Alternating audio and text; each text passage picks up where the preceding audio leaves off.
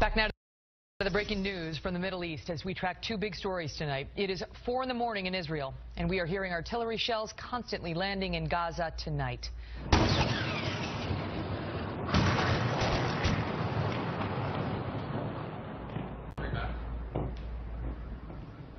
Those are the sounds of war. And what does it mean for the United States? Brooke, as you know, our Barbara Starr, our Pentagon correspondent, is reporting now that the Obama administration, the U.S., has accepted Israel's request for a resupply of ammunition, some weapons stockpiled in Israel for Israeli use right now in this war. That's presumably going to cause some diplomatic headaches from the United States. Goldstein is the director of the Lawfare Project and a human rights attorney. What about that, Brooke? What does it mean for us? Well, I think it means that we have to pay attention very, very closely because there are several reasons why Americans should care very deeply about this current conflict. And number one, because of 9/11, because Hamas and Al-Qaeda are the same type of Islamist terrorist groups that are theologically motivated with the goal of destroying the West.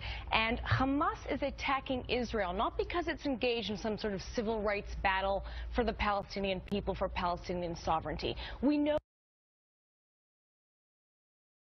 Dr. Hussam Zomlot is the spokesman for the Palestinian delegation to the UNGA Palestinian Foreign Affairs Ministry. It's so good to see you. You're coming to us from Ramallah on the West Bank. What do you make of the White House condemning the shelling and expressing concern for loss of Palestinian life, while at the same time the U.S. has agreed to send more ammunition to the Israel Defense Forces?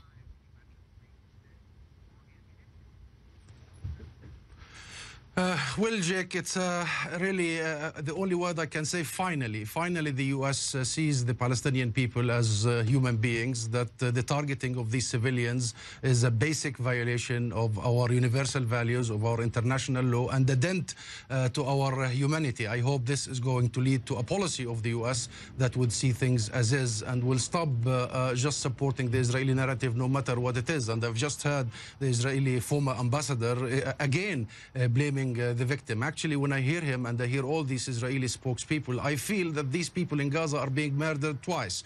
The first by the Israeli rockets and the Israeli bombardment, and the second by the Israeli propaganda that it is them who were killed because they wanted to die. It's them who were after their death, and you know, as if a raped woman should not shout that it has been raped, and saying that the Israeli Defense Forces are into Gaza, invading Gaza in self-defense, but when the people of Gaza take any action to defend themselves, it's terrorism, and Israel only has security needs and the Palestinians have no security needs. No, sir. Jake, I am from Gaza. I was born in Gaza. I lived in the city. I lived in the city. I know every neighborhood. I know the families. I know the faces. I know the people. What is happening is unjustified by any standard. Well, you cannot justify the absolute mayhem and destruction of entire neighborhoods.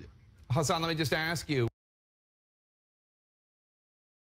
Hamas does not care about the Palestinian people because they are using them as human shields. Hamas is attacking Israel because it sees Israel as the outpost of the West in the Middle East. And it knows if we abandon Israel, if we allow Israel to be destroyed, then we are next and it can destroy us. And the only reason why Hamas has not been able to kill more Americans abroad, it has killed Americans in Israel, is because the Israeli counter-terror naval and air blockade and ground blockade of Hamas. When you describe them, you know, of course, one wonders how could this ever be resolved? You know, they're trying, Egypt is trying to broker this truce and find a peace between the Palestinians and the Israelis, and the Palestinians are sort of saying, well, it's not all about Hamas, you know, we're sort of different. How can we ever, you know, you watch the artillery shelling land and continue tonight, and you think, there's no way out. Hamas isn't going to say, okay, Israel, you get to exist. Well, first and foremost, we have to report on the conflict in a responsible way. What we're seeing... There was an Egyptian ceasefire proposal 2 weeks ago, and it was rejected by Hamas. As you know, yesterday, the Palestinian Authority put forward a ceasefire proposal, also rejected by Hamas. Is Hamas leading the people of Gaza towards certain death with these continual rejections of ceasefire proposals? No, Jake, this is also a misinformation. The only party that has been rejecting all ceasefires is Israel. It is the party that has been engaged in this aggression, and this aggression is not against Hamas only, it is against the Palestinian people. And this aggression did not start in Gaza, it started here in the West Bank, in Hebron, in Jerusalem, in Ramallah. They invaded all of our territories. They killed 11 Palestinians, mostly children, by the way. And in the West Bank, we have no rockets, we have no tunnels, yet the colonization of our land is unabated on a daily basis. So this has nothing to do only with the rockets. And by the way, what is happening confirms our fears that this is an Israeli military doctrine, that whenever there is confrontation, kill as many civilians. So you put pressure on the political and military leadership of the Palestinians. And But this is not Hassan, the can I first just time, get some this is clarity? not the second time, this is the 1000th time. And Israel has been founded. Then let me finish this one. Israel has been exercising this ever since it has been founded, and not only in Palestine, in Lebanon, everywhere. They just wreak havoc in the infrastructure. They go into the liquidation of the nation, of the people, of their civil, of their cutting the electricity. Is it not true that the Palestinian Authority yesterday, the only powerhouse, the only power generator? Is it not true that the Palestinian Authority yesterday proposed a ceasefire and Hamas said no?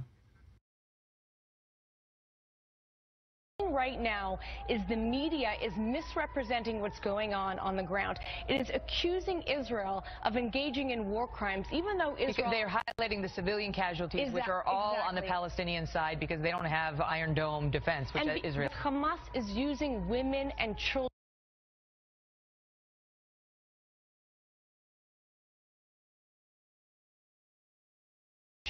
as human shields.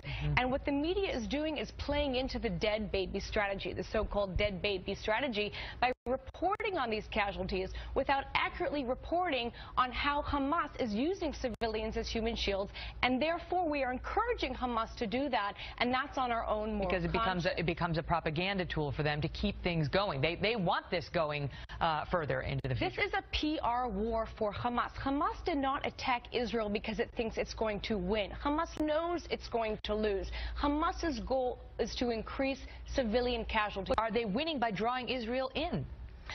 Well, they're winning the PR battle because the Western media is allowing them to, and they're also winning in the sense that the Obama administration has refused to cut off funding to the Palestinian Authority, even though it has now announced a partnership with Hamas. So you can make the argument that U.S. taxpayer dollars are going towards aiding and abetting a terrorist group, a designated terrorist group illegally that is currently engaged in a war against our ally and murdering its own civilians in the process. It's important to keep this in mind as you watch, you know, the darkness there in Israel. We're so far away there in Gaza and wonder why. Why are we covering this? Why is this all over every major channel? Those are some of the reasons why. Brooke, good to see you. Thank you.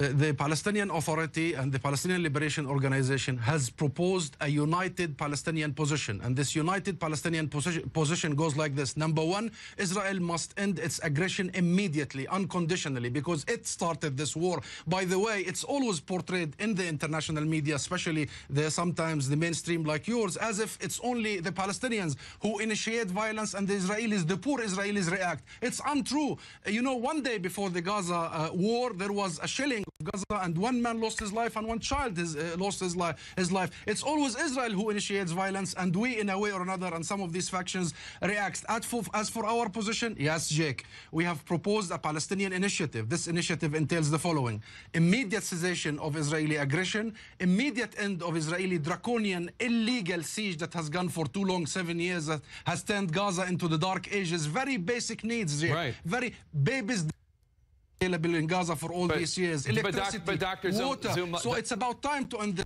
this siege, and our initiative even goes beyond. Doctor,